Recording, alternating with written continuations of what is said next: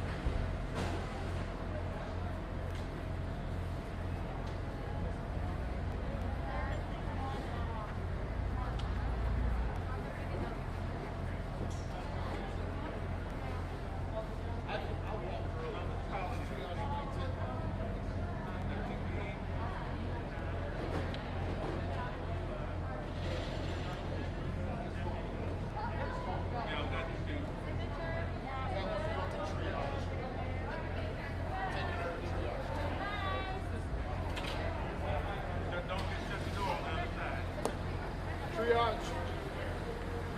Right over here. Yep.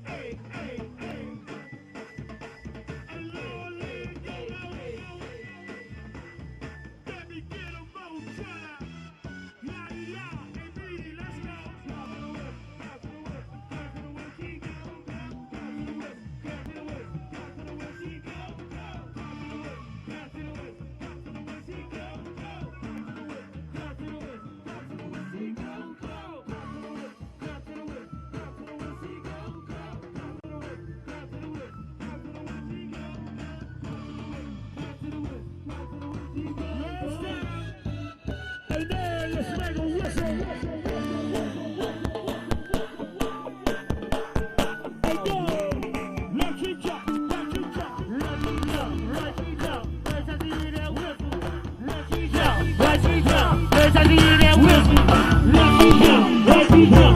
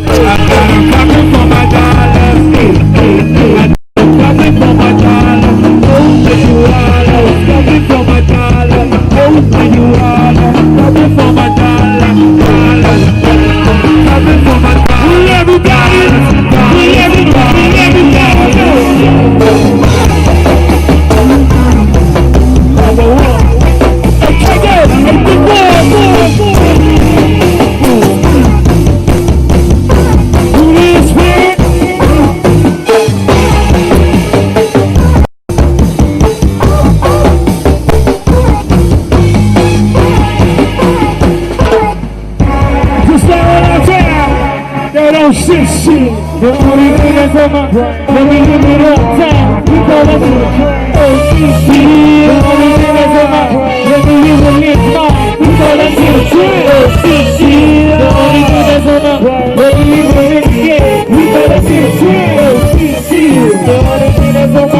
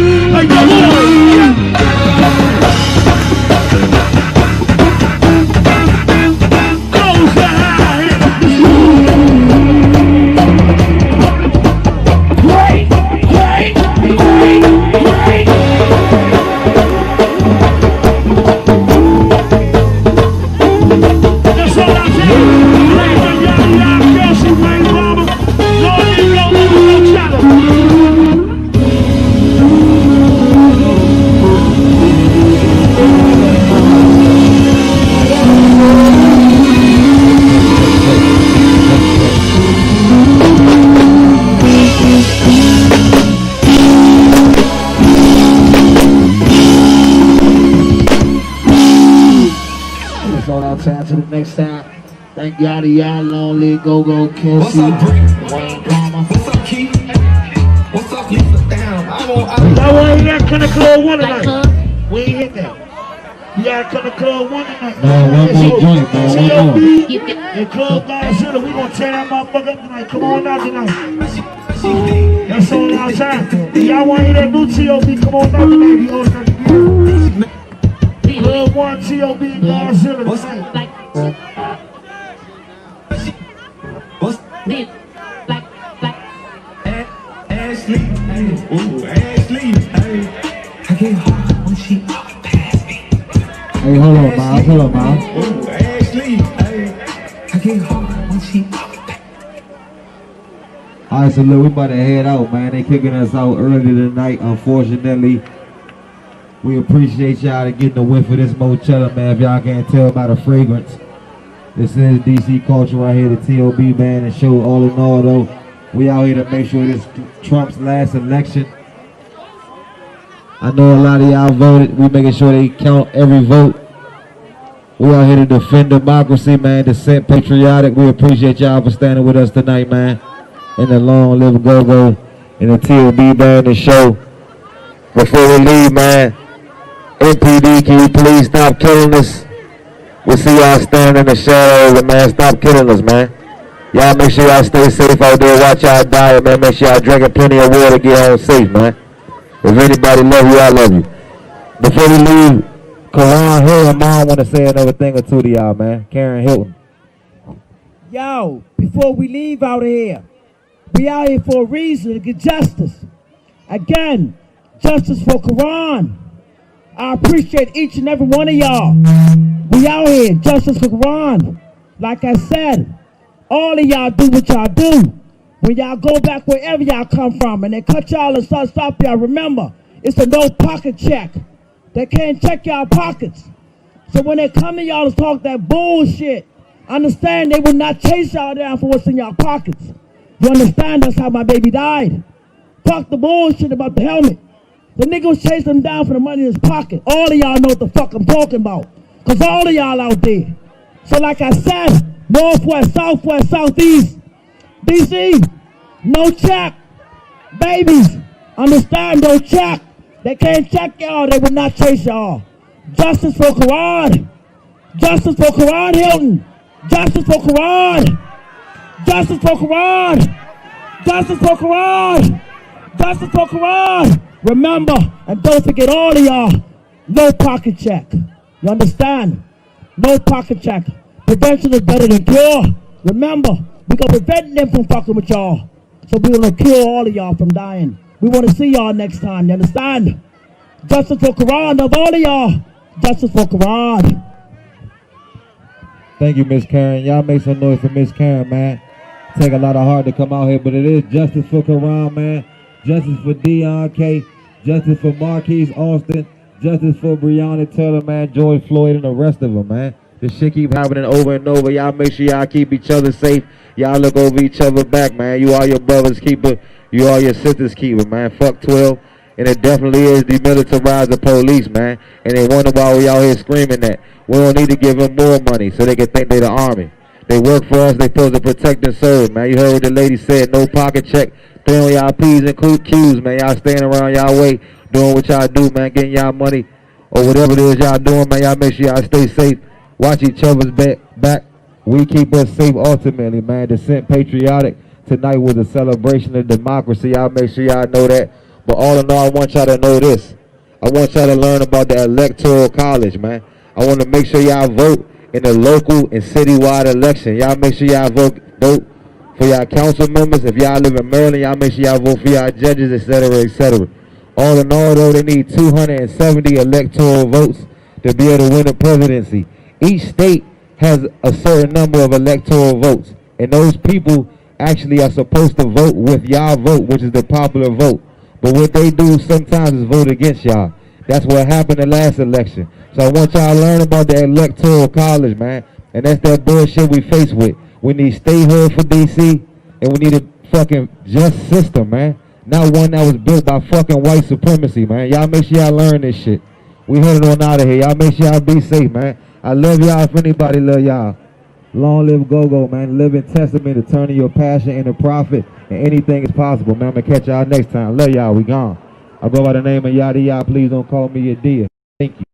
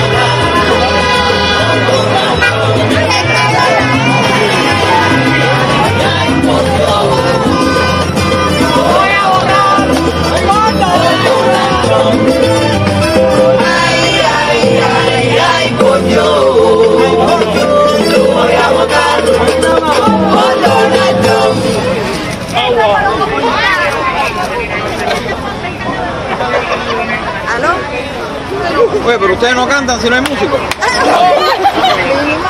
Ya para que se lo hubieran aprendido ya. Yo aprendí eso de memoria.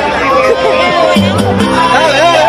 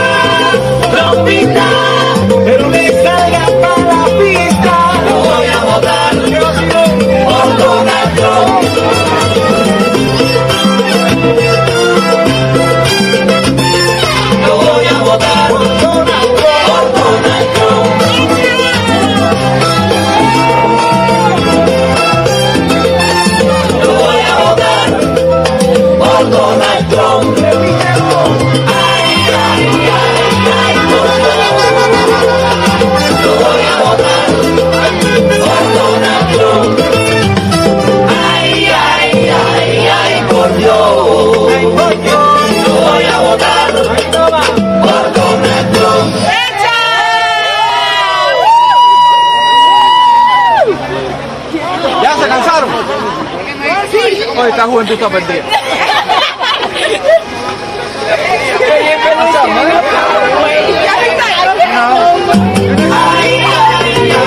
Ay, por Dios, voy a votar por Donald Trump. Ay,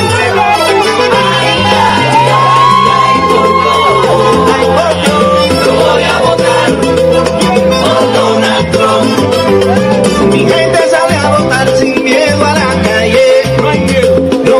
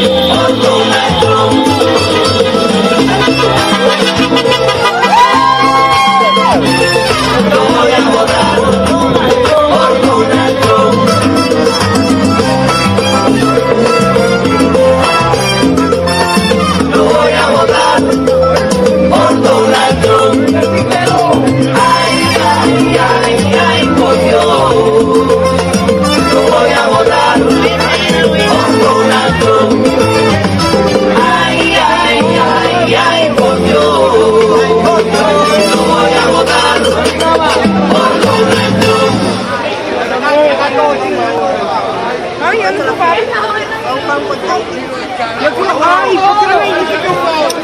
quiero agua. Llámalo ahí y dile que quiero agua.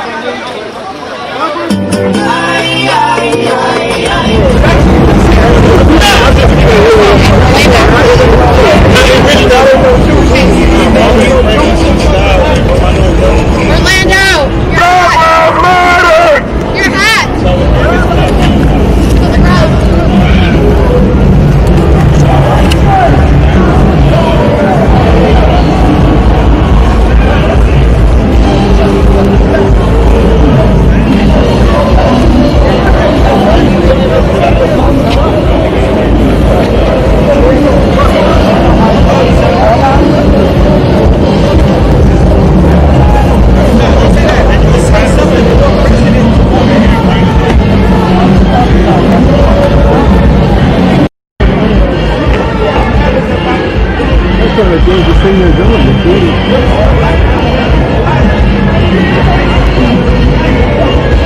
But, you know, you've got the world's media here, haven't you? Yeah. So, top circle, those themselves. You know what I mean? Yeah. And so, get away with so much.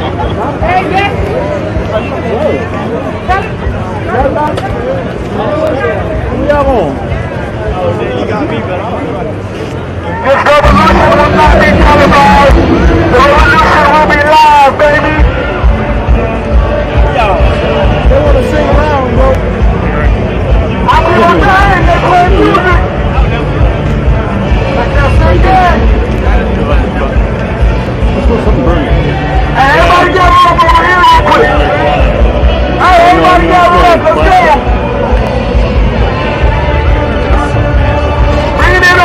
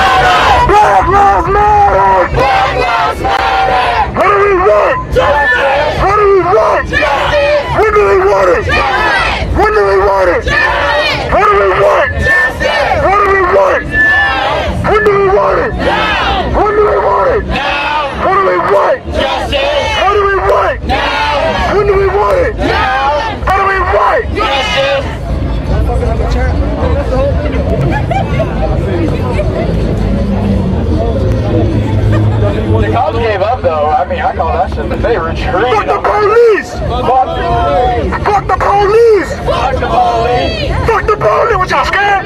Fuck the police! Fuck the police! Fuck the police! Fuck the police! Yeah, I'm scared. I think most of them scared.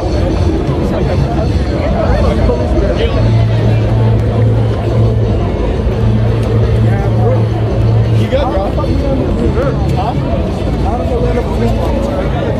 You might. Fuck the police! Fuck the police! Fuck the police! Fuck the police! Fuck the police! Fuck the police! Hey, fuck Donald Trump! Fuck Donald Trump! Fuck Donald Trump! Fuck Donald Trump! Fuck Donald Trump! Fuck Donald Trump! Fuck Donald Trump! Fuck Donald Trump!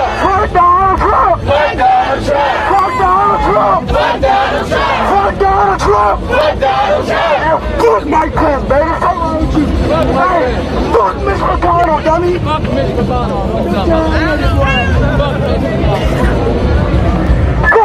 Trump! Fuck Donald Trump! I'm losing my voice, I don't give a fuck. Fuck Donald Trump! Fuck Donald Trump! Fuck Donald Trump! Fuck Donald Trump! Fuck Donald Trump! Fuck Donald Trump! Fuck Donald Trump! Fuck Donald Trump! Fuck Donald Trump! It's so easy to say, bro. You know what I'm saying? Fuck Donald Trump! Fuck Donald Trump! Fuck Donald Trump! Fuck Donald Trump!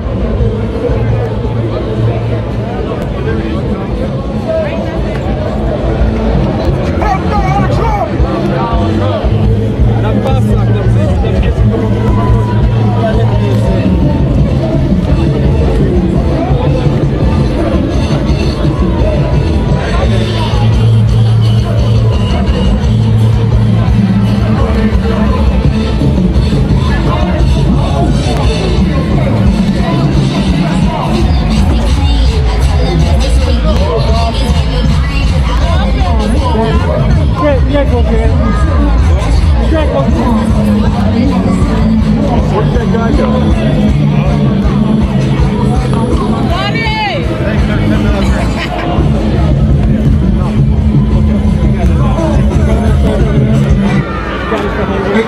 Hey, you wanna tell them, let's go.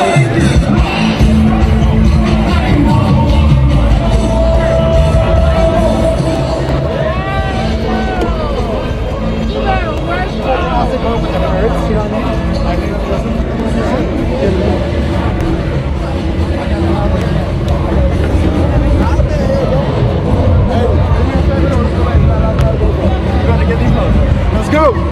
Hey! Red Lives Matter! Red Lives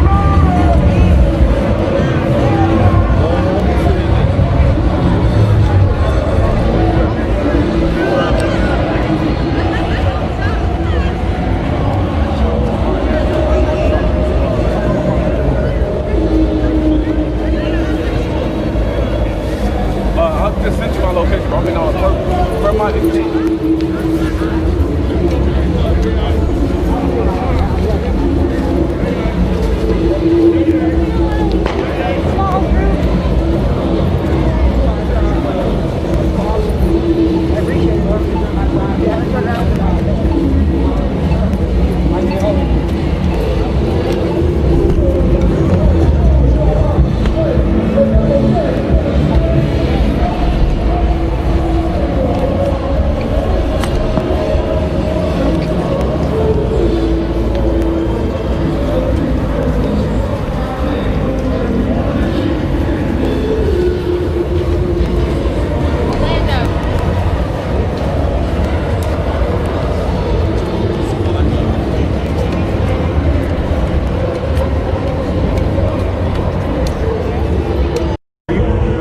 out still? Okay, I'm following some guys that are probably going to do something. They're like, this is like on spec. So this is a group that's been threatening. They've been rods with me, but they may want to get off of me. But keep an eye on. Can you keep an eye on me? Because this group threatened some of the other journalists and stuff, so I have Rod with me, so we're good. We're on the opposite side of the street. All right, cool. All right, see you. Bye.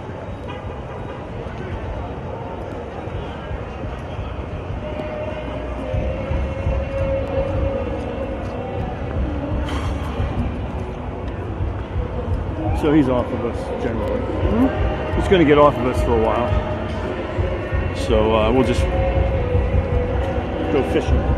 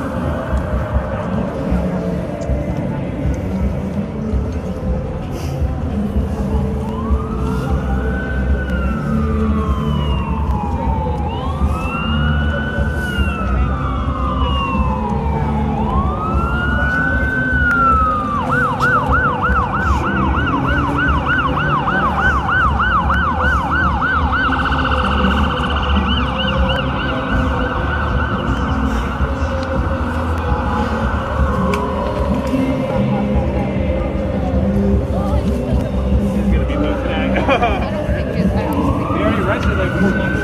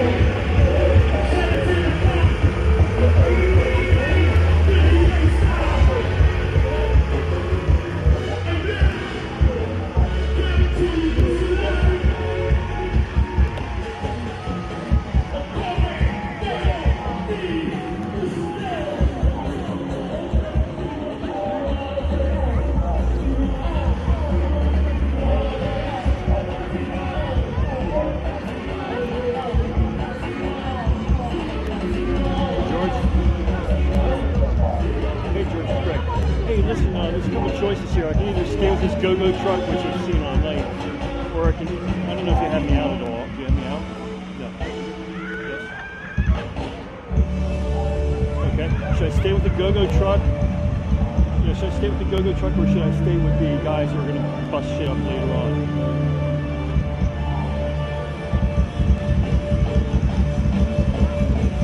I don't know where Gershon is. I don't know. What do you have from Gershon right now? What do you see?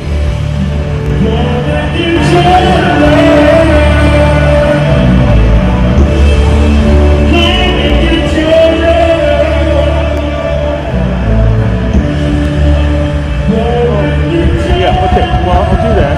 But more importantly, I just want to know whether you want me to stay with these guys in Thomas Circle or go with the go-go truck.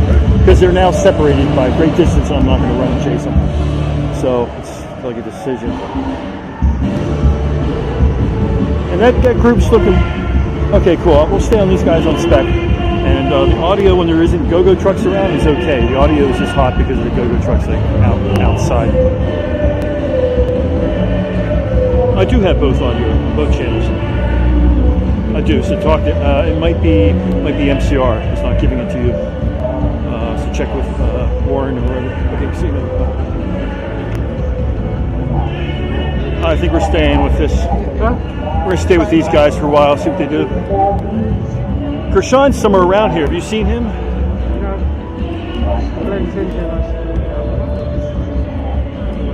Let's go low profile over here. You can see it with your lens from over here, can you? Huh? You can see it with your lens from over here, can you? Yeah. That's true. As you know, I can always make up the distance with my feet.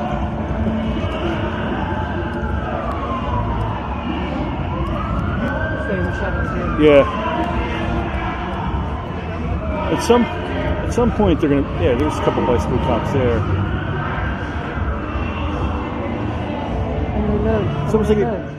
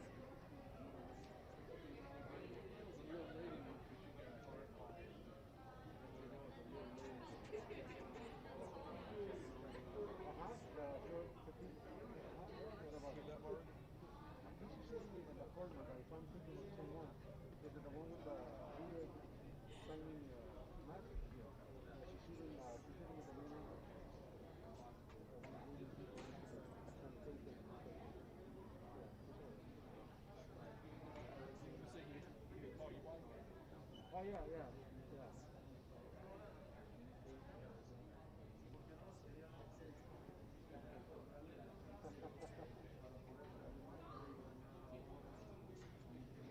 Kissing in the room.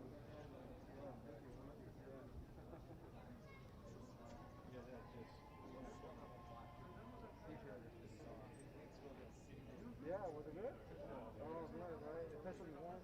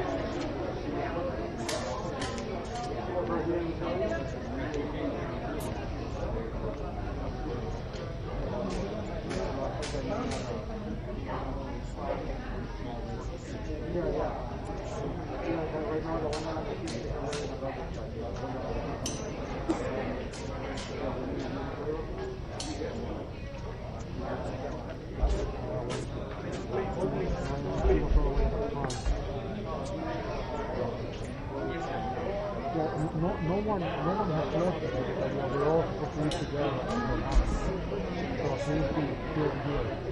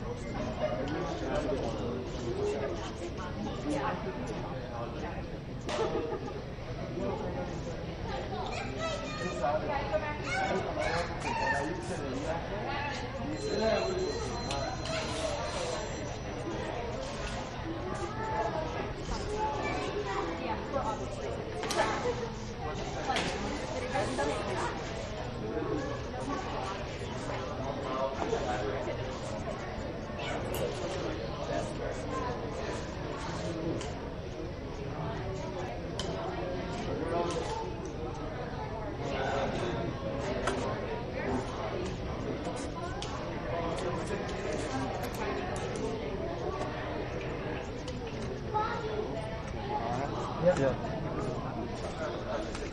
Hazme un favor. ¿Ya se prendió? Hay que apretarle un pinche botoncito ahí hasta que se prenda una pinche lucecita. Ok, déjame. ¿Hello? ¿Hello? ¿Hello? Sí. Sí, no, ya la tengo prendida. Estoy esperando que...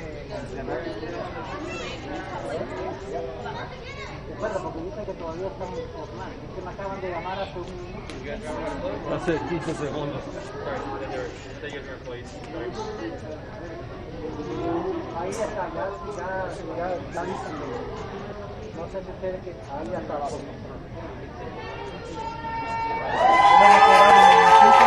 Hágame, Javi, un momento. 1, 2, 3, 4, 5, 6, 7, 8, 9, 10. Ahí está. 1, 2, 3, 4, 5, 6, 7, 8, 9.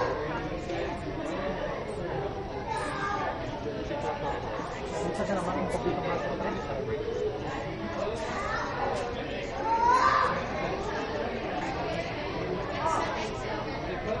Eso te muestra acá, más, un poquito más. Ahí.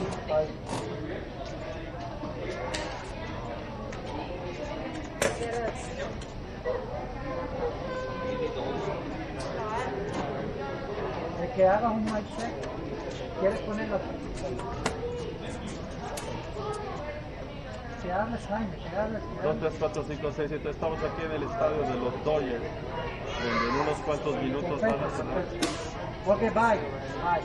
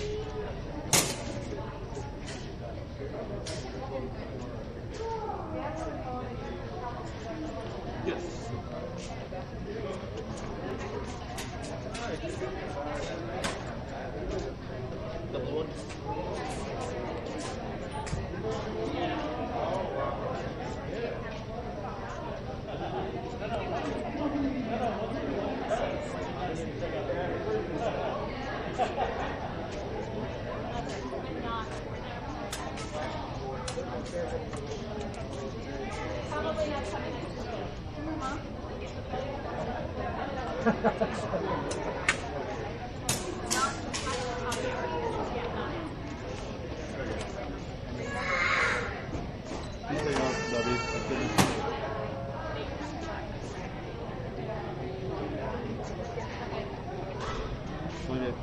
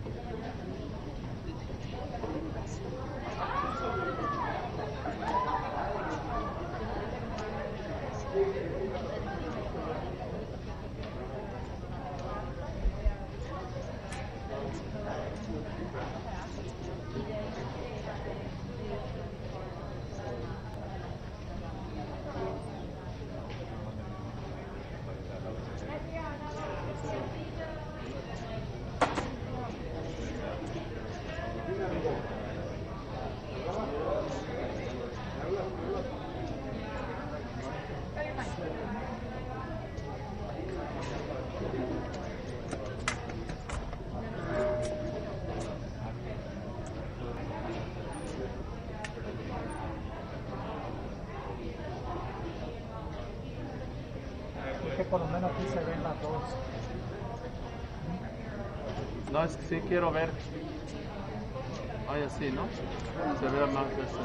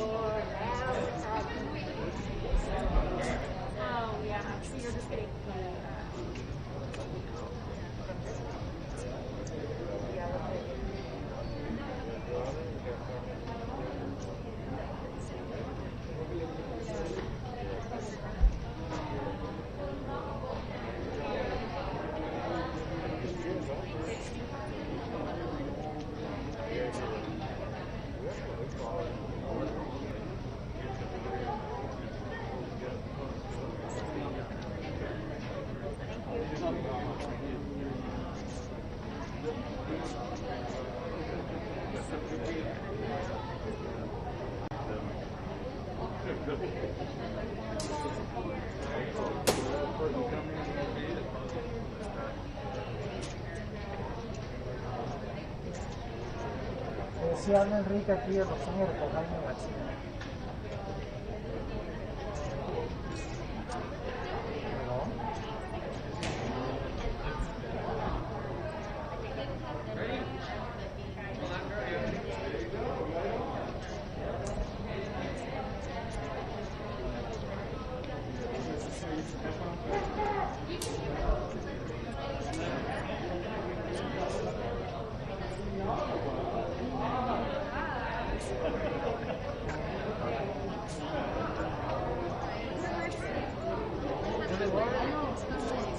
Bien, señor. Sí, no, lo que pasa es que me salió aquí en la pantalla que decía streaming fail. Yo no sabía que era. Gracias, Rey.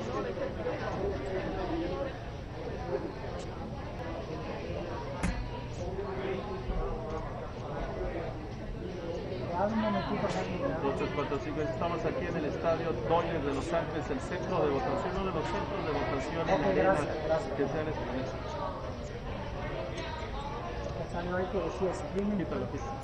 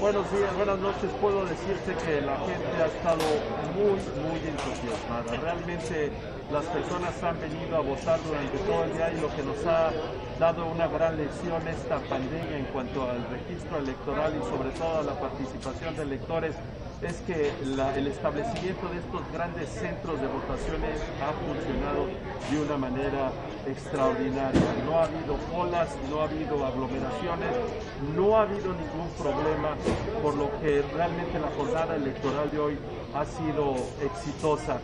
Hubo 22 millones de boletas electorales en California, una por cada elector registrado. Todas ellas fueron enviadas por correo a las personas registradas para votar y de esas 12 millones fueron regresadas a través del correo, a través de unas cajas especiales que fueron establecidas para el registro electoral. Y te puedo decir que dentro de 30 minutos después de que cierren estas casillas, porque solamente están esperando a las personas que han guardado fila y que ya están entrando aquí, en 30 minutos se van a comenzar a conocer los resultados de la elección en California. Problemas han sido muy pocos. Solamente en Sacramento se registró personas que eran partidarias del presidente Trump, que estaban a la entrada de algunas casillas murmurando que la gente votara por él.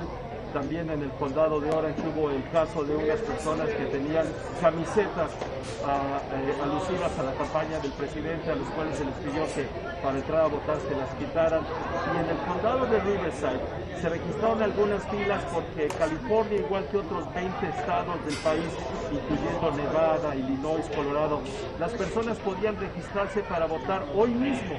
La gente que fuera ciudadana solamente tenía que traer una identificación a la casilla electoral y para poder registrarse, y eso creó algunas esperas en unas casillas electorales en el condado de Riverside.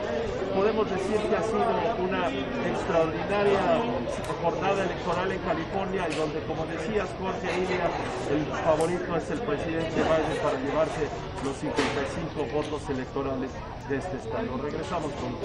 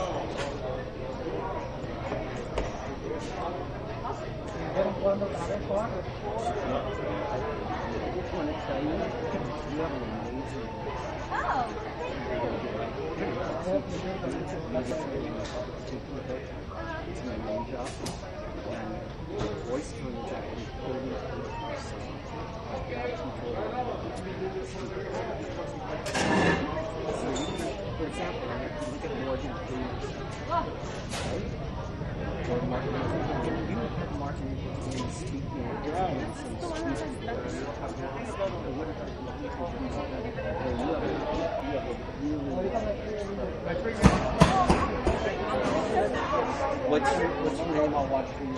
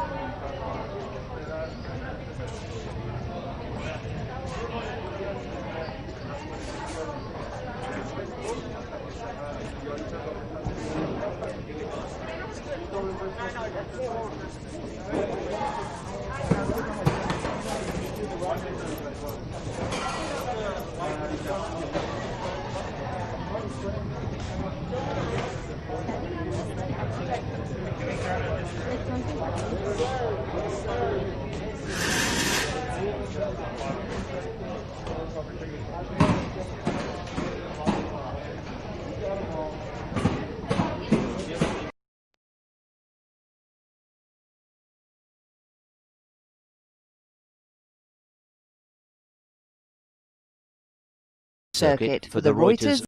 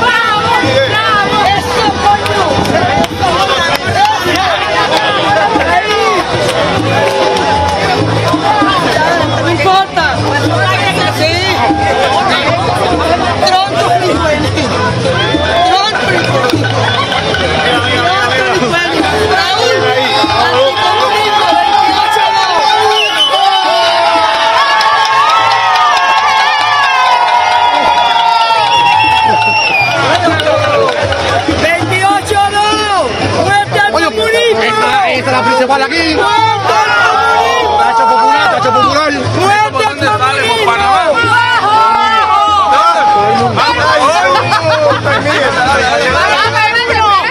Se va a carajo. ¡Fuera Maduro, grita!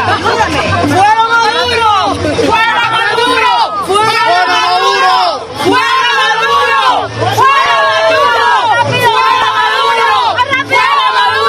¡Fuera Maduro! ¡Fuera Nicaragua! ¡Fuera Nicaragua! ¡Fuera Nicaragua! ¡Fuera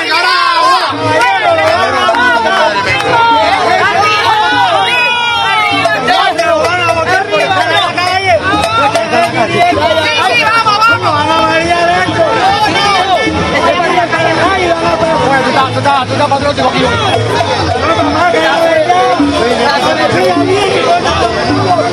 Vamos bien, vamos bien.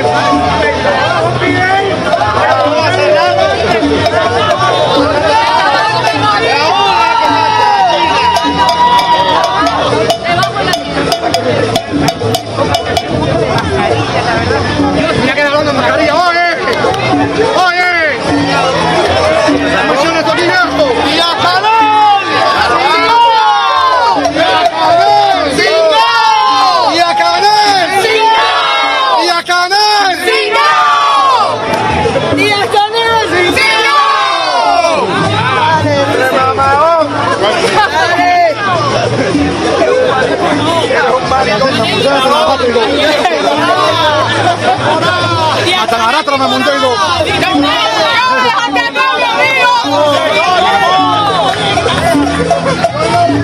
las 3 no me veo montado, yo soy un loco, también montado aquí en la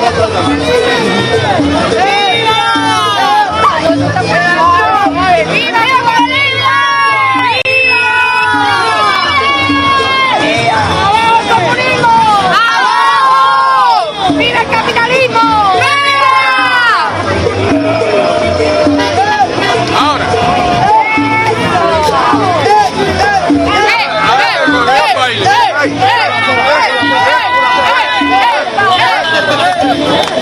Ya la María para la calle. ¡No vamos de aquí! Oye, yo soy loca, las cuerdas atas. Ahí. Está un poco chunga, se tira para la calle, para armar la calle. Firma, que esto tiene que salir. ¡Díaz Canel! ¡Díaz Canel! ¡Díaz Canel! ¡Te queda poco! ¡Comunismo, te queda poco! ¡28-2! ¡Muerte al comunismo en América! ¡Abajo!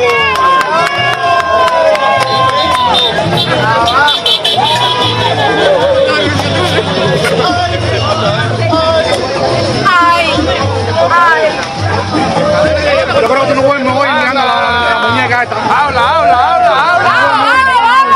¡Fuera comunismo! ¡Fuera Maduro! ¡Fuera Maduro! ¡Fuera Maduro! ¡Venezuela libre!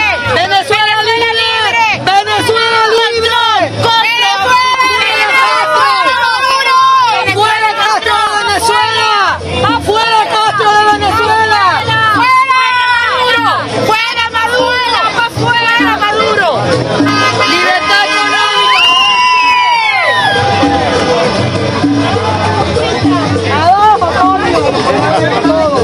Si no me dejes matar.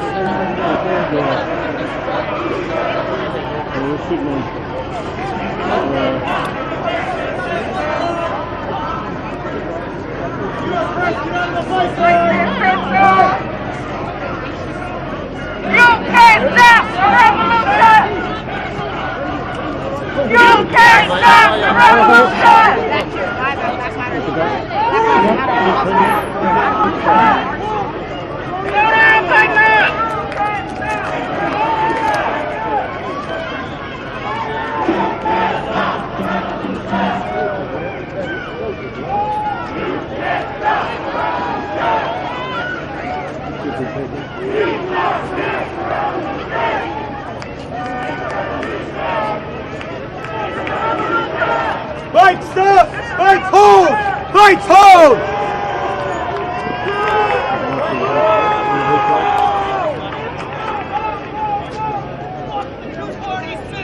Where they come from, all the people? Yo, fight! All bites! Fight! Shoulder to shoulder! Do not obstruct the Raven's head! Listen to Raven! Listen to Raven! Shoulder to shoulder!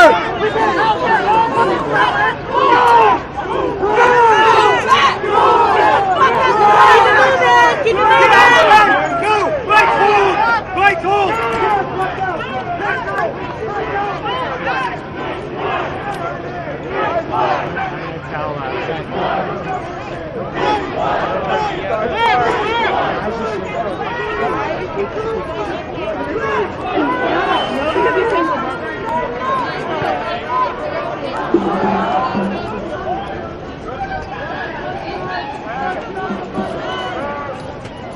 Hold. Mike, moving through! Mike, moving through! Move!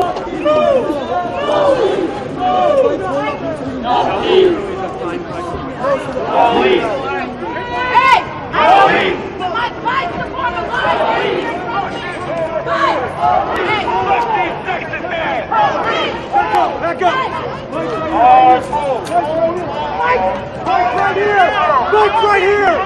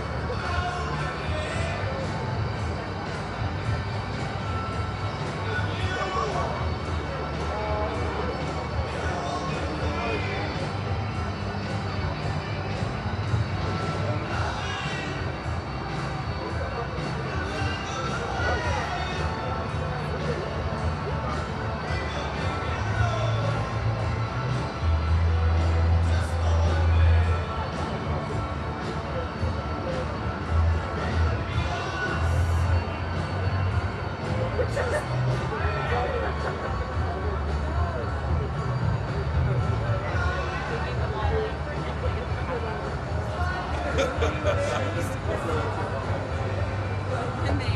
were asking questions, it's coming for you, Jill.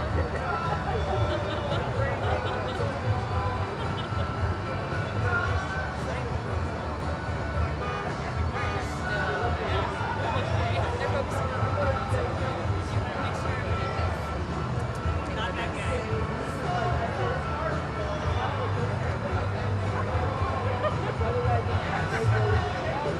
I said, so I hope you look straight. I didn't tell anybody.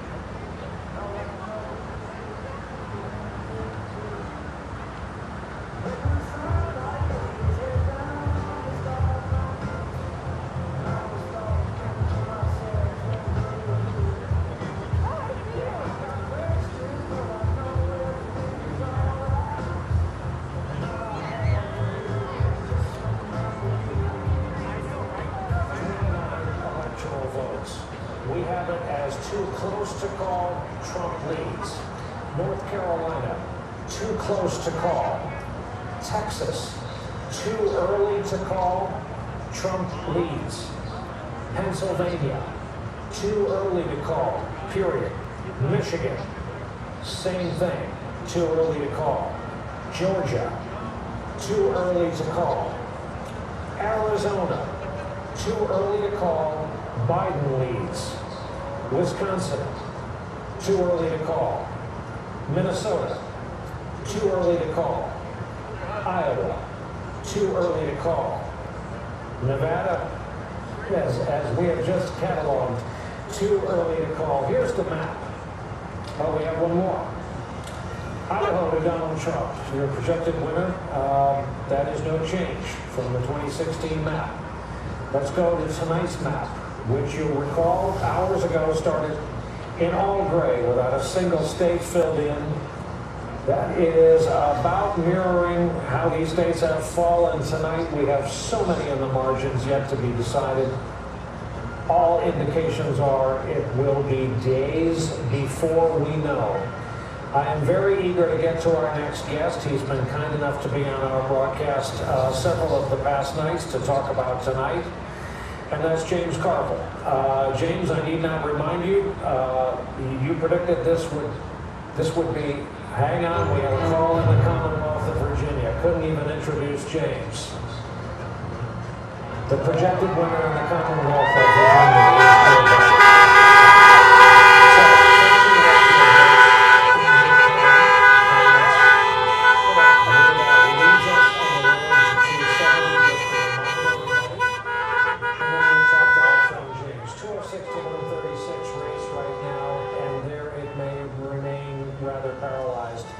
James, you predicted a night over, done and dusted long before this. How do you view this fight? What's going on? The first thing is every Democrat just put the razor blades in the ambient back in the medicine cabinet. We're going to be fine. We're going to be fine. Governor Granholm, my dear friend, said that Michigan is a red mirage. Pennsylvania looks really good. We're fine in Wisconsin. I think a big surprise here is Georgia. Steve Pataki did a really good job telling people what's out. So I hope that we would know earlier than we did. I think we're going to be just fine. I'm very optimistic. I've been talking to plots all night. People are rerunning the numbers, and we just have to hang in there, and we're going to win this whole thing. I promise you. We just, stay up tonight, watch the returns. We're doing a good job. I am a Pappy Van Winkle in the back, and I think I'll be able to crack it open. Maybe not tonight as I hope, but I will crack that little puppy open before this is done. I'm staring at the roses, Old Glory, and the bottle, and wondering which one is going to take precedence by the time we're off the air. James, what in your view did happen? And I'm not trying to hang you up here, but you and I talk often on the air. What did happen between your prediction of maybe 10 Eastern Time, 10:30, and where we are now, where we may be Thursday the next time we talk? Well, I think one of the biggest stories was the Latino vote in Florida. If you look beyond Miami-Dade, we perform well. And if you look at Duval, which I think is going to spill over into Georgia, in every county I see in Georgia, we do it a little bit better. I'd be the first to say, look, I was more bullish. I feel like that's what I do in life. I always think I'm going to win. I never go into any contest with defeat on my mind. I do not have defeat on my mind. I have really good reasons to think that we're going to be fine. I've talked to a lot of people tonight. It might take a little bit longer than we wanted, but everybody just hang in there. America's coming back, and I feel good about where we are. Of course, I wish we were sitting here, cracking over this great bottle of champagne right now. But I'm gonna put it on ice, and I think I'm gonna crack it open about Friday. And I'm optimistic. I really am. I have to ask, I'm duty bound to ask if the bottle behind you started the night full. Well, that stuff is about $200 an ounce, and I parse it out pretty good. So I'll be, Uncle Pappy, he's not coming out until I'm sure. But right now, I feel good. We just have to wait, and we got to support our lawyers that are out there. We got some fine attorneys, and we're gonna have a good lead going into this. There's many reasons. There's more reasons to feel good now, and I've been on the phone with a lot of quants in Georgia, and they feel pretty good. A lot of DeKalb, a lot of Gwinnett, a lot of Fulton, a lot of Cobb is not in. All of the stuff favors us. Everything I see in Pennsylvania makes me feel good. Governor Granholm feels good about Michigan. Charlie Sykes is on here. He knows more about Wisconsin than I know about Louisiana. He feels good, and just everybody hang in there. We're just going to be fine. We just got to have the attitude of a winner here, and we're going to be a winner. Rachel Maddow here in New York. I just wanted to jump in and ask you about that mention of the lawyers there. Do you expect that this may be ultimately decided by lawyers fighting it out rather than just by waiting for the court count? We're waiting for the count? Well, I think the count is going to be good for us, and I think they're going to have trouble. They'll try. They'll do everything that they can. I think when the count comes in Pennsylvania, I think we're going to see a lot of stuff later tonight. I got to tell you, these numbers in Montgomery and Delaware and Chester and Bucks are just awesome. And we're running them up pretty good. We're going to run them up more. The Allegheny numbers look really good. And, we just have to, we're accustomed to seeing elections where we knew things a lot earlier than we know it now, Rachel. But we're going to find out a lot, and I suspect what we find out is going to be good. And I think the United States of America is really on the road back. I really do. I'm very optimistic. Of course, I wish we were just popping open this J. Strong champagne right now, but I don't mind putting it on ice. I can wait. I've waited alone. I waited 4 years for this. I can wait another 4 days. Keep that shirt handy, James. James Carville, our guest tonight. I love the United States, Brian. Back at you. I'm right there with you. Thank you, James. Thank you. Steve Kornacki, let me ask you about the one non-state you have covered tonight, this congressional district in Nebraska. Now, I believe that we've got you talk me through it, both the significance of it and the actual numbers out there. Yeah, I mean, again, think of this sort of as a state for the night, just in that it represents an electoral vote. And you're seeing it here. Biden is leading the 2nd congressional district of Nebraska. This is, basically a 10-point advantage for Joe Biden. So what is left to come in right here? I can tell you, Douglas County, which is Omaha, there's 2 counties that make up this district. Douglas County, Omaha is the one that's left to come in. What's left to come in, according to the county at least, is they have the same-day vote, some of the same-day vote that was cast specifically between the hours of 2 p.m. and poll closing time. They've split these up. They've come up with a schedule. According to the schedule that they put out, there's not any early vote left to come in, so it would be same day that it's left here. So obviously, you would expect that to favor Trump. In terms of how many votes that is, that's unclear, although I would say that where they are right now and the total number of votes in this district is just about where the final vote count finished in 2016. So obviously, we've been seeing turnout up considerably over 2016 in places. So we will see, a couple, say 20% above that if what we're seeing elsewhere holds here, and we expect that to favor Trump. But the gap here is 30,000 votes right now.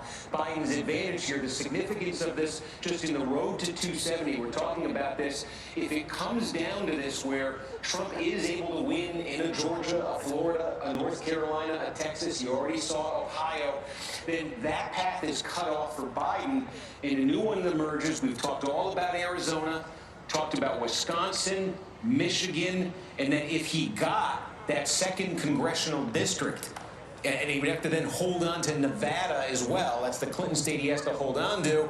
Minnesota's still outstanding as well here. He has to hold on to those 2, but if he could hold on to the Clinton states, then Arizona, Michigan, Wisconsin, plus the 2nd congressional district of Nevada would give Joe Biden exactly 270 electoral votes. So that's the significance of it. If everything I just described happened, but he didn't have the 2nd congressional district, he'd be under 270. He finished at 269. That was set up the tie scenario. That's where it was in the House of Representatives. That's a whole other thing. So it's one lonely electoral vote in Nebraska. But given what we've seen happen in these other states tonight, and given the narrowing of Biden's path that that's created, it's critical for him to get. So, sorry, Steve, ask people about how to show us where and where Biden is at in terms of trying to get that. Yeah, so again, let's call it up here. It says about 30,000 votes. At least 30,000 votes right now. 271,000 votes have been cast. In 2016, there were 280,000 votes that were cast. Like 280. There are 280,000 votes that were cast in this district for president in 2016. So they got 271. They're a little bit short of 2016 level. Obviously, we've been seeing elsewhere the turnout is going well past 2016 levels. So there are more votes to come here. And according to the county's website, which has put out a reporting schedule here, they indicate that the votes that are still to come were saved. There were votes that were cast today, specifically after 2 p.m. today. They split the day in half. That's what's to come. So we certainly expect that to be a Republican vote. We're trying to see if we can track down exactly how many of them there will be. Trump would obviously need to make up 30,000 in whatever is left to get the district. Wow. Okay, we'll be watching it just as closely as you are at this point. Let's bring Michael Steele back into the conversation. Michael Steele, we just heard from James Carville, who said that Democrats should crawl off the ledge. He mentioned both Ambien and razor blades, and I won't go there. But he said that he is still planning on drinking his celebratory hooch. He's just not thinking he's going to get to drink it until Friday. So I put James Carville's take overall on this to you to ask if you're in the same place. I with my brother James. Y'all get off the ledge, baby. Grab yourself a nice little bottle of something. Okay? Relax. It's interesting, Rachel, that a lot of folks right now are sort of caught in this Florida mind maze. And I've been telling folks that I've been talking to this evening, just ignore Florida. No one ever put that in the Biden bank. No one did. It's an interesting place. Florida was not even a place where the vice president really went and spent a lot of time because of the dynamics there. Their strategy was to look elsewhere on the map. Remember, the goal from the very beginning is to take back the 3 original bricks, Michigan, Wisconsin, and Pennsylvania. And along the way to get those bricks, if I can steal in Arizona, I can grab, another state that's currently not in play. That's a good thing. What we're seeing out of Arizona tonight that Steve has put on the table for us is a good thing for Biden right now. You bank that 11, those 11 electoral votes, then you swing up into the upper Midwest with Minnesota, Michigan, Wisconsin, and you slide into Pennsylvania, baby. You got the night. It's going to take a little time. So Carlos right. He's right about the timing because of how those votes are going to get counted in Michigan, how they're going to get counted in Pennsylvania. You're seeing the red wall that a lot of folks talked about. Don't worry about the red wall. It ain't as high as you think it is. Michael Steele, let me ask you about the strategy on the Republican side, because we are now hearing that they are already starting to prepare to go to court in Pennsylvania. It's these ballots that need curing, issues with the ballots, and they're already trying to throw those ballots out. What is your read on that? Is that a sign that they are concerned that the actual, if it's tomorrow, this time comes in, they themselves probably feel that that's going to go Biden's way? Yeah, no, that's exactly what you're seeing, Rachel. I'm sorry, Joy. It's what you saw earlier on. They sort of telegraphed the move in Pennsylvania. They sort of telegraphed the move in a number of other states where they've got the lawyers all lined up. Look what they tried to do in Texas. And I speak of my party in the third party. I just can't believe some of the stuff that they're doing to try to keep the ballots from being counted. They tried to throw out 130,000 ballots before they even got counted. So the reality of it is they know where these numbers are headed. They've lined the lawyers up to go in and start attacking the processing of those ballots, to start saying, well, that signature doesn't have an E on the end, or the E doesn't look right. Whatever tactic they can take, because the numbers are not going to be there. I believe, from what I understand, the Biden team is well prepared for that. The boards of elections are prepared for that. They have diligently gone through and to avoid a lot of that on the front end, particularly because ballots were coming in so fast and furious and early, so they could cure as much of that as possible. But that won't stop the litigation. And can I ask you also about the party building aspect of this? Because we're looking at the potential that, depending on how those Midwest states go, Biden is going to run up a lot of popular voting places that he isn't necessarily going to win. I mean, he comes very close in a state like Texas, and he does very well in states like Georgia, North Carolina, states where a Democrat doesn't normally do that well. He's going to run up a lot of vote. And he's also, a lot of these races like Jamie Harrison's in South Carolina, like SB in Mississippi, are building party infrastructure where Democrats frankly haven't had, even in Alabama. I mean, Doug Jones built something there where he wasn't able to win.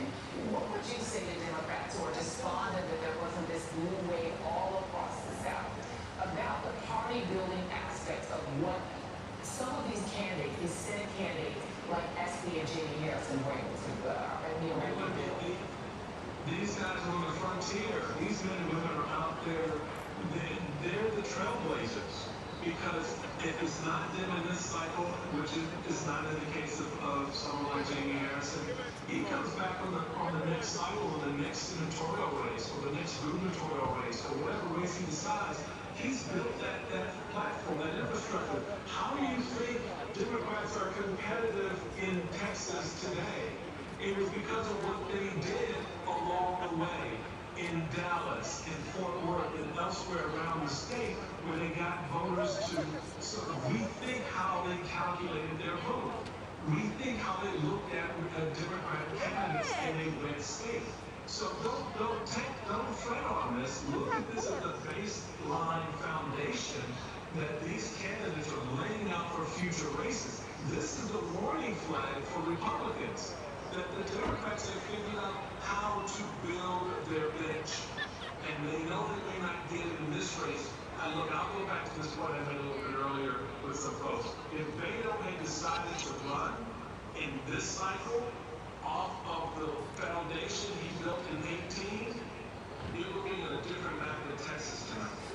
Because that energy brings with it all kinds of other good things. It's not just the money. It's how voters begin to look at the race in toto.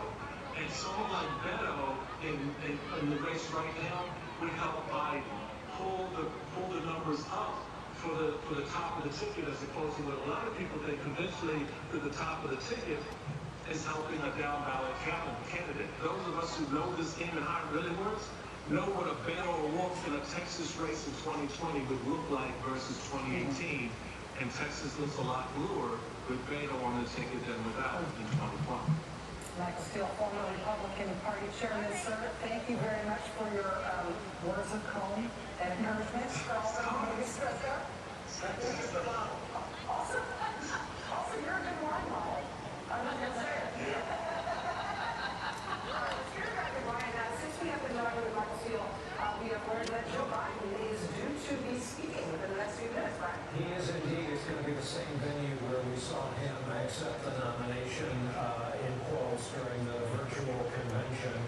This was planned for. At least the event crew set up this as a possible on-camera location for tonight. The White House has a room similarly outfitted with flags and a lectern, though we've learned nothing about any plans by the president to speak.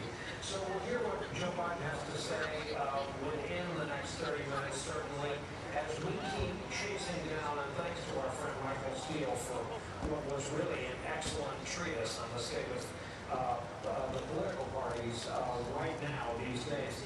Blaine Alexander is live for us in Atlanta. Blaine, we keep reading about slow counts, especially problems in Fulton County. What light can you shed on this?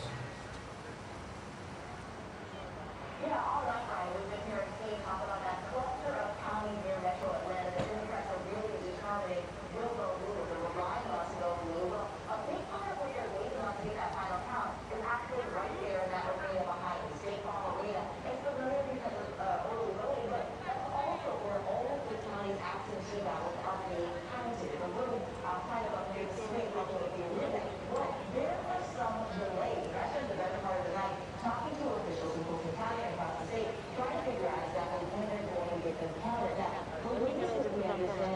Times says they could spend the better part of the next 2 days making sure that they tabulate all of these ballots that have come in, all of these absentee ballots. But I spoke with other officials who have kind of downplayed that delay and said they're aiming to get it done by the end of the day. So what does that mean for the state of Georgia? Well, it could mean a very big delay because remember, this is the most populous county here in Georgia. It's home of Atlanta, of course.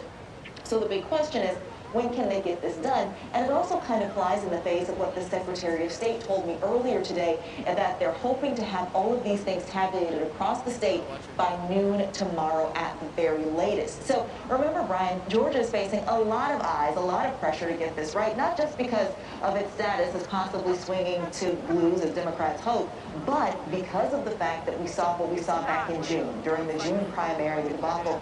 So the Secretary of State called today a good day for Georgia. The lines were slow across the state, but overall they're hoping to get those numbers done. They're hoping to get them tabulated as soon as possible. But again, it could be more than 2 days at least before we get those absentee ballots counted here in Fulton County. Brian? Blaine, just a personal note. It's been a 2020 for you guys in Atlanta, hasn't it? I will never forget your reporting the night of the terrible violence. Your mayor goes on to become a national political figure, goes on to have coronavirus visit her home and family. It's been that kind of a year in Atlanta, Georgia. You know, you couldn't have said it better. I really think that this is kind of the capstone and one of the big pieces that we've seen on top of all of those protests that we saw, on top of the CNN Center getting, blown in and all sorts of destruction there, is what we saw with the June primary. And I think that that took the wind out of a lot of people's sails. They were so frustrated when you saw people sitting outside for hours, some people in the rain, waiting to cast a ballot, that there was frustration, but there was also this kind of sense of determination afterwards to say, look, we're going to figure out something. This can't go on when it comes to November. So I do think that that's a big part of the reason why you saw the early voting numbers that you saw here. And that's also the reason why we saw a big shift, why we saw places like the State Farm Arena opening their doors, the Atlanta Hawks getting in and saying, listen, you can come in and vote here. Whatever it is, we've got to make things better so that they don't look like they did back in June. Right? Well, Blaine, whatever it is you're reporting on next, we'll be here watching. Thank you very much for that full briefing from Atlanta. So, Steve Kornacki, you heard it from Blaine. If this were a sitcom, I would have interrupted and said, I'm sorry, I thought for a second there you said the counting will take 2 days. No, she said the counting may take 2 days, and we're hearing that from more than one state. Yeah, and again, you could just see here what Biden and the Democrats are trying to make up here. I was just noticing the difference here. Trump's lead, it's basically sitting at 300,000. It's come down. We're so focused on the Atlanta metro area. I should note Macon, the city of Macon here, Bibb County, actually just reported its early absentee vote, and Joe Biden got a big batch of them there, so that did bring him back a little bit closer. But obviously, it is all in this Atlanta metro area. You're talking about Fulton County. Let's give you a sense here. 230,000 votes or so estimated, left to be coming in here. And again, you see the margin Biden's running at, even with the same-day vote, seems to be doing extremely well. And then how about this one? Next door to DeKalb County, 277,000 votes to come in. Again, this might even be a stronger area for Joe Biden. So there are still, it's 500,000 votes between those two places. When you're looking at about 1 million left here statewide to come, we think there is still some room out there. But again, we're just trying to get a grip here exactly how many ballots we're talking about in this area. Exactly what that split is still unclear in some places between the same day and the areas. It's definitely a Biden area here, and it's definitely going to bring this margin significantly closer. But the question is, how big is that burst going to be for Joe Biden? And that's what we're trying to get a grip on. And again, this has been we said, the election night like no other. And this is the thing I say all night, looking at Georgia and every other state. It's trying to figure out, trying to determine, are we looking at early vote? Are we looking at same-day vote? Because there's just been an enormous difference between the two. And frankly, it's not always clear immediately what we're looking at.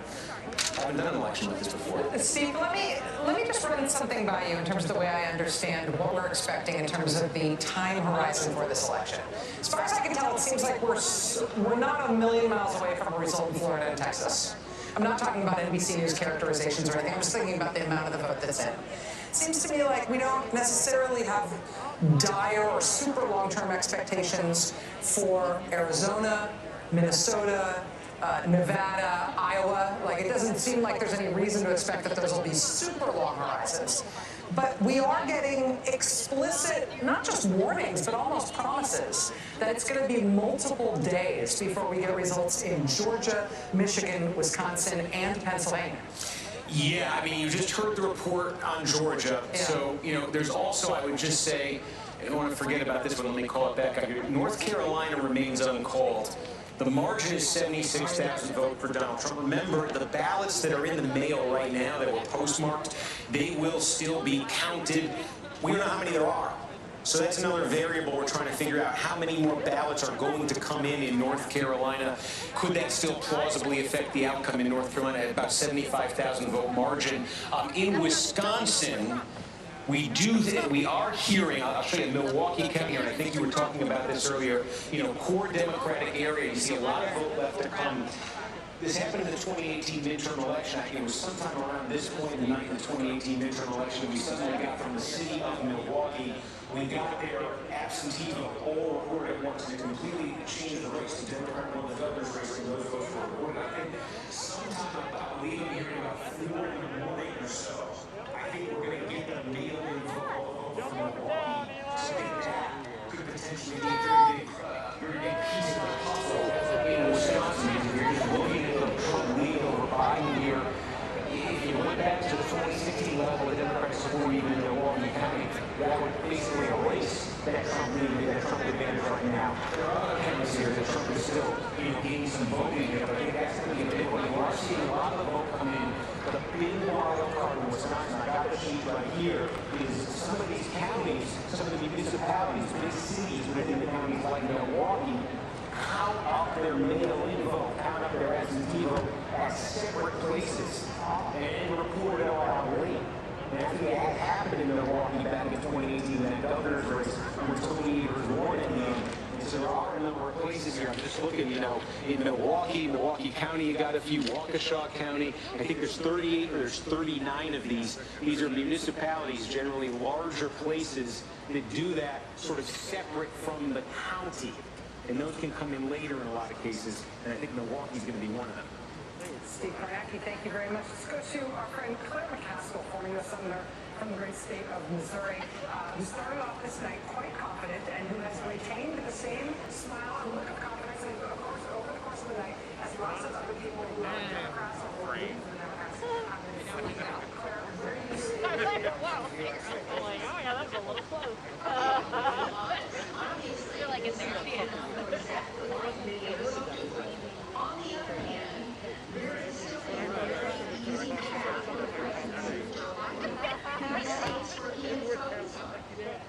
And if you look at those states, Wisconsin and Michigan and Pennsylvania, and frankly, I think that Georgia is now totally turned off based on what we're seeing out of Atlanta and those surrounding counties. So I still say, you know, Joe Biden's the only one who's flipped his state so far. And I think there'll be other states that he will flip, and it will all be fine. I'm kind of with James Carville. Everybody chill. Put away the sharp instruments. We're going to be fine. I am more worried about the Senate, although interestingly in Montana, look, and Steve Bullock has the same number of votes as Donald Trump in Montana, with half the vote counted. 6,000 more votes than Joe Biden. Now you say, well, 6,000, that's not that much, but this is Montana. 6,000 is a lot. So the fact that he is running ahead of Joe Biden by that much may break the streak we've seen where these Senate races all fall in line with how people are voting at the top of the ticket. Claire, first of all, I'm still recovering from my blow against North Carolina, and I hope that North Carolina ends up being the story of the night. I love North Carolina. I really didn't mean to run afoul of anybody in North Carolina. But the fact is that the Biden campaign is in the exact same sort of place and mood that they were in over the weekend, where their number one path to 270 is to resurrect the blue wall of Pennsylvania, Michigan, and Wisconsin. That plan not thwarted, not delivered any setback other than needing a little more time. After that, it is still more murky. Can you talk about and we should say that would be all they need, especially if Arizona continues to look the way it looks right now. But can you just sort of bring it back to the facts, bring it back to the map? Well, we were giddy because the map felt like it was expanding. And I think we still have a polling problem in this country. You know, we thought that they had made adjustments and the polling was now absolutely correct. Based on polling, it looked like there were all kinds of different paths we could get there. As it turned out, the one true path is the path that they were most focused on. Give this campaign credit. You know, Joe Biden didn't go to Texas. Everyone was screaming, Joe Biden, go to Texas. Go, Joe Biden, go to Texas. They knew they had to keep their eye on the prize, which were those 3 states. And those 3 states, I believe, will deliver the presidency to Joe Biden just as his campaign plan. Can I ask you really quickly, Claire, about Arizona? Even though I know it wasn't in the original plan, but it does look like a state that's very promising for Joe Biden. And also in that Senate race, where it does, look very promising also for Mark Kelly. In the end, I'm getting some sort of Trump world people who are texting that they already feel like, Donald Trump is who doomed that state because of his relentless attacks on John McCain. Will that end up being one of the stories, that Donald Trump's obsession with the late Senator McCain may be the thing that actually, in the end, if it plays out that way, gives Joe Biden that extra state that he needs? It could be. Obviously, all this campaign was about is flipping states that went for Donald Trump to Joe Biden. I believe, I know other places have already called Arizona for Joe Biden. I believe that will go in his column without a doubt. And so that's one. And he needs just a few others to flip. And the ones that he's got left are easier than Arizona. Yeah. I need to jump in here for a second. NBC News is going to change slightly the characterization of the race in one state. It relates to the state of Minnesota. Now, it has been too early to call there. It remains too early to call in the state of Minnesota, but NBC is now adding the characterization that Joe Biden leads in Minnesota. Again, this would not be a flip for the Democrats. In 2016, but the Trump campaign has been gunning for it. And again, the NBC News characterization at this hour is that while it is still too early to call, it's just over 3/4 of the vote in, Joe Biden now can be said to be in the lead in that state. Well, let me ask your reaction to that change in Minnesota.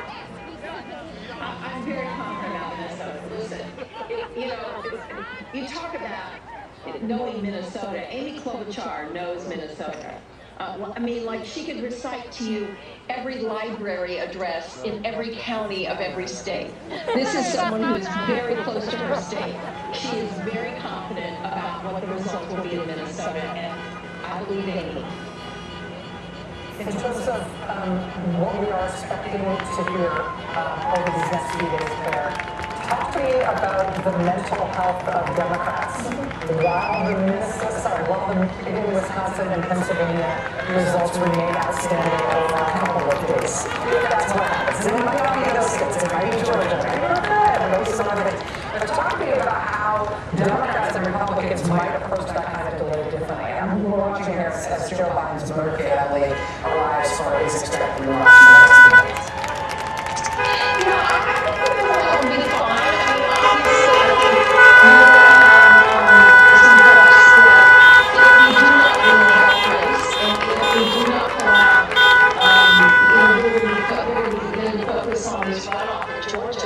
Clearly, carrying the Senate was a very important thing for the Democratic Party in this election. And clearly, there have been some disappointments in the Senate race.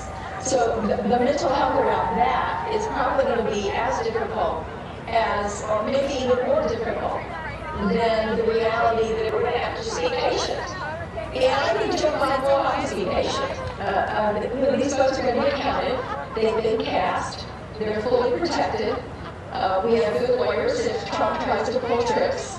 And ultimately, the people who voted in those states are going to decide who the President of the United States is. We're going to hear from Joe Biden, I think, quite shortly. Again, we just saw that motorcade shot in Delaware. But we should shoot it over to right here because we're expecting it. Well, I have a question from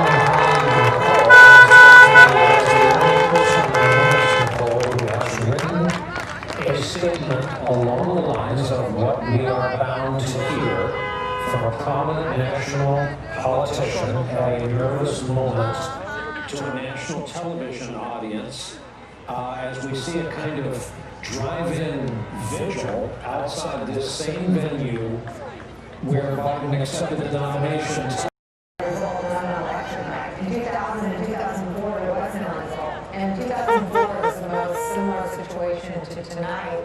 Mike McCurry, who worked on the Kerry Edwards campaign, and we were the back channel, and we sort of created a dynamic where we talked to both our candidates and no one said anything that night. This is a different situation. I would imagine Joe Biden will call on his supporters to stay calm, to keep the faith, and sell votes to the county. What would this talking about? NBC News is projecting Donald Trump will be the ultimate winner in Florida, and it's 29 electoral votes. Running right now 51-2 to 47-8, separated by just shy of 400,000 votes in what has just become such a hugely valuable, influential, and for the Democrats, vexing state.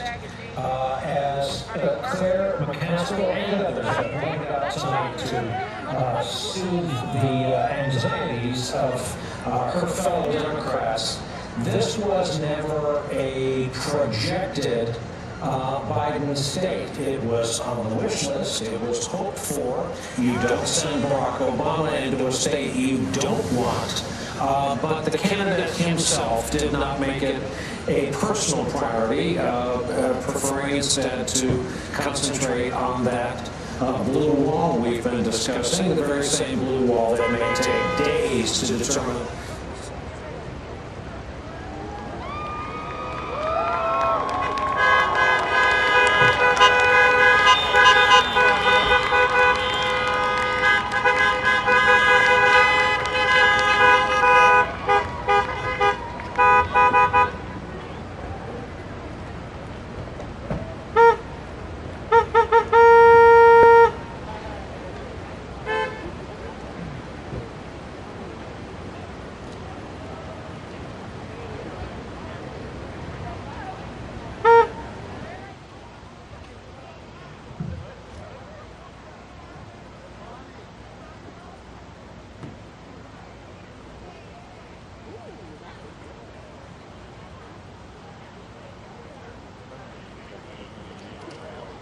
Please welcome Vice President Joe Biden and Dr. Jill Biden.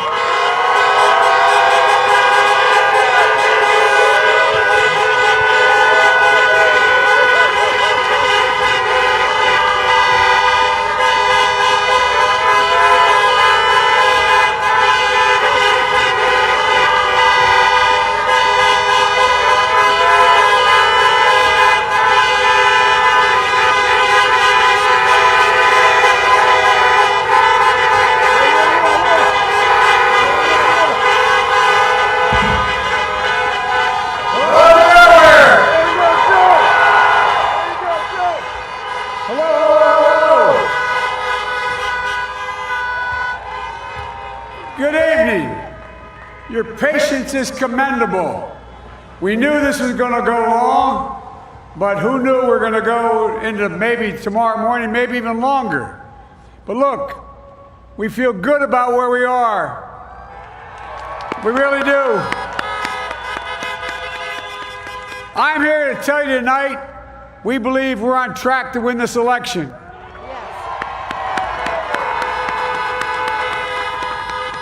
We knew because of the unprecedented early vote and the mail-in vote that it was going to take a while. We're going to have to be patient until the hard work of tallying the votes is finished. And it ain't over till every vote is counted, every ballot is counted.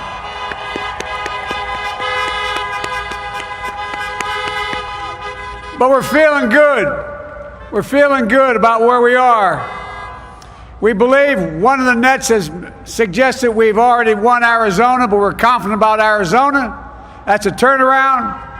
We also just called it for Minnesota, and we're still in the game in Georgia, although that's not one we expected. And we're feeling real good about Wisconsin and Michigan. And by the way, it's going to take time to count the votes. We're going to win Pennsylvania.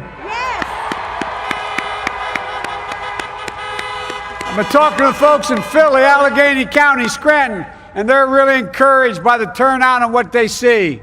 Look, you know, we could know the results as early as tomorrow morning, but it may take a little longer. As I've said all along, it's not my place or Donald Trump's place to declare who's won this election. That's the decision of the American people. But I'm optimistic about this outcome. And I want to thank every one of you who came out and voted in this election. And by the way, Chris Coons and the Democrats, congratulations here in Delaware. Pardon me? Hey, John, the Gov, yeah, the whole team, man. You've done a great job. I'm grateful to the poll workers, to our volunteers, our canvassers, everyone who participated in this democratic process. And I'm grateful to all of my supporters here in Delaware and all across the nation. Thank you, thank you, thank you. And folks, you heard me say it before. Every time I'd walk out of my grandpa's house up in Scranton, he'd yell, "Joey, keep the faith." And my grandma, when she was alive, yelled, "No, Joey, spread it. Keep the faith, guys. We're going to win this." Thank you, thank you, thank you. Your patience is great. Let's walk over here.